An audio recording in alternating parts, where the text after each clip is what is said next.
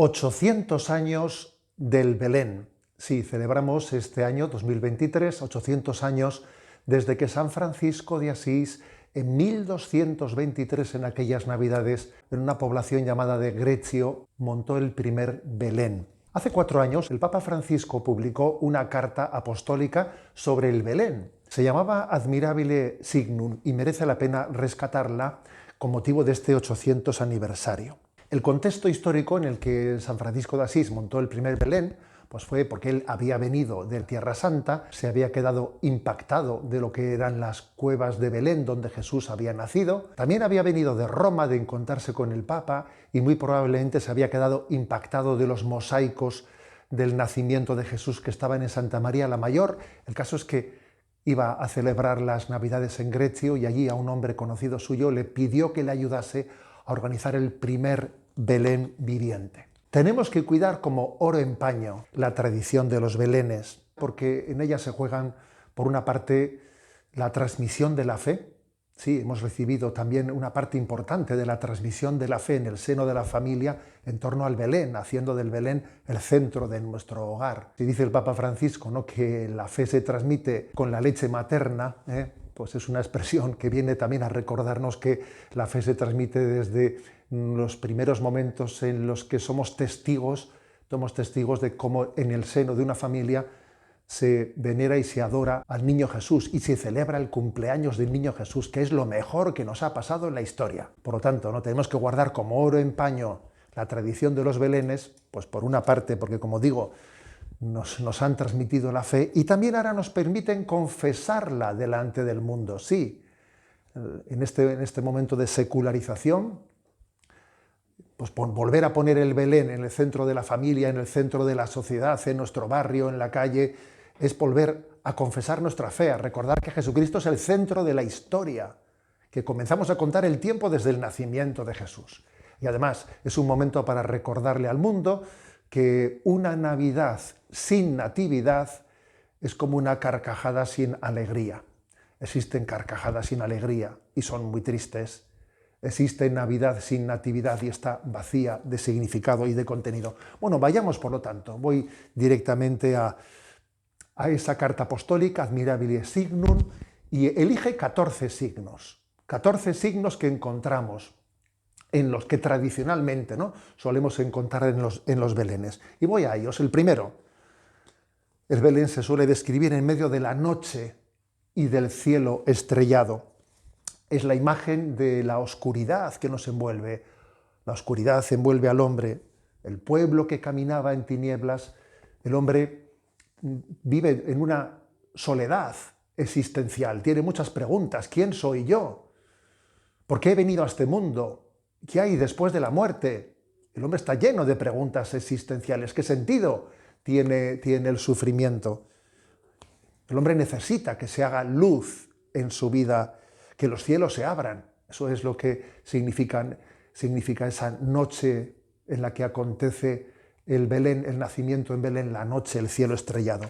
En segundo lugar, es también frecuente que en nuestros belenes encontremos palacios en ruinas. Sí, es curioso, ¿no? Suele haber con frecuencia palacios en ruinas en la representación de los belenes. Imágenes de la humanidad caída, del mundo viejo, necesitado de redención. Mira el poder del pecado cuando no envías tu aliento, el mundo que se cae, los palacios en ruinas. En tercer lugar, en nuestros belenes también es muy frecuente que haya una presencia muy profusa, muy abundante de la naturaleza, los riachuelos, las montañas, las ovejas.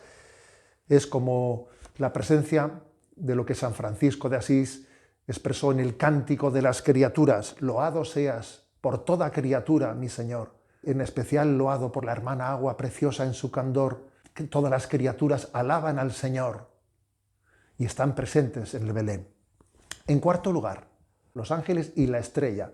Así los une Admirabile Signum, porque los ángeles y la estrella anuncian que hemos recibido una llamada a ponernos en camino. Dios nos da signos para que sigamos esos signos hasta encontrarnos con Jesús. En quinto lugar, los pastores. Los pastores, dice esta carta apostólica, que los pastores son testigos de lo esencial. ¿Y qué es lo esencial? Lo esencial es que en Dios lo tenemos todo y sin Dios no somos nada. Qué importante es la pobreza evangélica para saber descubrir a Dios que llega. En sexto lugar, mendigos y desheredados. Es muy frecuente que en los belenes también se adornen con mendigos, con desheredados, con cojos, con tullidos, que bien sabemos que fueron los favoritos de Jesús, aquellos en los que de una manera especial expresó la llegada del reino con sus milagros y con la predicación directa de ese reino de Dios. En séptimo lugar, el palacio de Herodes. Y es una gran tradición, siempre suele haber ahí al fondo del Belén un palacio en lo alto de una montaña cerrado a cal y canto. Ese es el palacio de Herodes, signo también de la humanidad que se cierra y no acoge la salvación. En octavo lugar, los personajes contemporáneos que suelen estar presentes en el Belén. Es muy curioso porque si visitamos un Belén pues, que está organizado pues, en un entorno sanitario, pues con frecuencia vemos personajes vestidos con batas blancas, los médicos y las enfermeras. Si vamos a un Belén que está montado pues, en un cuartel de las Fuerzas Armadas, vemos allí con los uniformes a los guardias civiles o a la policía. Es hermoso ver que los Belenes incluyen personajes contemporáneos, porque es un recordatorio de que estamos llamados a traer a Dios a nuestras vidas. Él es el Emmanuel, el Dios con nosotros. Sí, la santidad está llamada a hacerse presente en nuestra vida cotidiana. Noveno lugar, el noveno signo, el pesebre. Sí, el pesebre es un gran signo. San Agustín fue especialmente el que se dio cuenta de este signo. El pesebre es el lugar en el que los animales comen. Allí fue colocado Jesús. ¿No será esto un signo de la Eucaristía? Que Jesús se nos entrega en comida. Y además, la etimología de la palabra Belén, que significa casa de pan, ¿no apunta en esta misma dirección? Parece que, por lo tanto, el Belén nos está evocando la Eucaristía, Jesús que se nos entrega como alimento. Décimo signo, los magos de Oriente, aquellos 3 magos de Oriente, que hacen referencia a la catolicidad de la Iglesia. El gran anuncio de la fe está dirigido al mundo entero y estamos llamados a evangelizar a los pueblos de todo el mundo. Un décimo signo, el buey y el asno, que fue precisamente Francisco de Asís el que tuvo la genialidad de introducir el buey y el asno en la representación del Belén. No están presentes en los evangelios el buey y el asno, están presentes en Isaías 1:3, donde se lamenta el profeta: conoce el buey la voz de su amo, el asno es capaz de reconocer pues, el alimento que le da a su amo, y sin embargo tú, Israel, no vas a ser capaz de reconocer a tu Señor. Es por lo tanto un lamento y una llamada a que conozcamos el don de Dios, a conocer el don de Dios. No vaya a ser que seamos más burros que el burro, como se dice popularmente. Y vayamos a los 3 signos finales, a los 3 personajes centrales. El de María, que se presenta contemplando y mostrando al niño. María contempla y muestra al niño.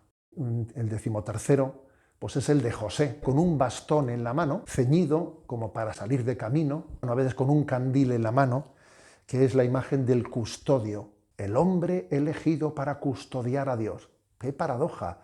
Un hombre elegido para custodiar a Dios. Y el último signo, el signo de los signos. Yo os daré un signo. Mirad, la Virgen está encinta y va a dar a luz un hijo. El último signo es Jesús, concebido virginalmente por obra y gracia del Espíritu Santo, nacido en Belén. El último signo es el Emmanuel, Dios con nosotros. El último signo es esa paradoja, el niño Dios. ¿Cómo es posible que Dios, el Dios omnipotente, esté al mismo tiempo presente en la fragilidad del niño? Este es el signo de los signos, la grandeza de Dios presente y ocultada en la debilidad del niño. Bien, estos son los 14 signos que en Admirabile Mysterium, aquí y allá, aunque igual no están un tanto desordenados y yo los he expresado pues, en estos 14 signos, allí se nos ofrecen.